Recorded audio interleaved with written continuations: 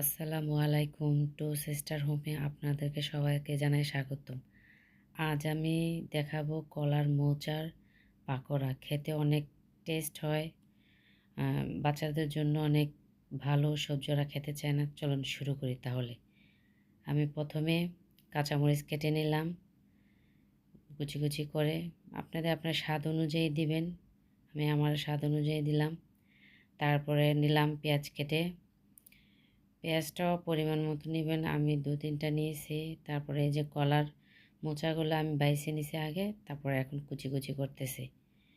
তারপরে এখানে সব মশলা দেবো। এই যে এখানে দিলাম চাউলের গুঁড়া 1 চামচ, তারপর বেসন দিলাম 1 চামচ, তারপর এই ময়দা দিলাম 1 চামচের একটু কম দিয়ে, তারপরে পেঁয়াজ কুচি দিলাম, একটু কাঁচামরিচ কুচি দিয়ে দিলাম,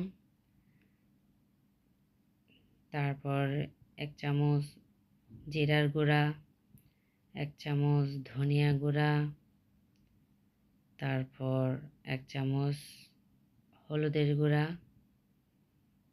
স্বাদ অনুযায়ী লবণ, তারপর একটু চাট মশলা দিয়েছি। আপনার হাতের কাছে থাকলে একটু চাট মশলা দিয়ে নেবেন, তাহলে খেতে অনেকটা টেস্ট হয়।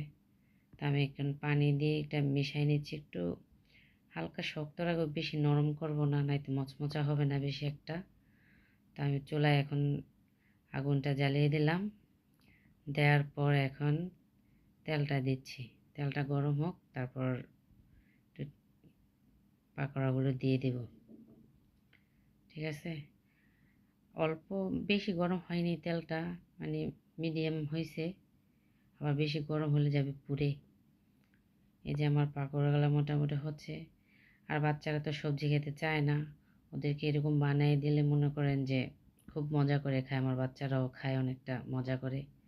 তা আমি প্রায় পাকোড়াটা বানাই, ওরা খায়। হেলদিও বটে। ঠিক আছে, একটু ডিপ ফ্রাই, একটু তেল, কিন্তু কিন্তু বাচ্চাদের জন্য অনেক ভালো।